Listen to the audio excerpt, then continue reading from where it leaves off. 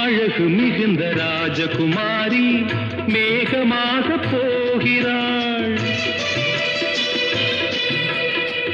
ஜரிகை நெளியும் சேலை கொண்டு மலையை மூட பார்க்கிறாள். பள்ளம் சிலர் உள்ளம் என ஏன் படைத்தான் ஆண்டவன்? பட்டம் பெற தேடுகின்றேன், எங்கே அந்த நாயகன்? மலையின் காட்சி இறைவன் ஆட்சி.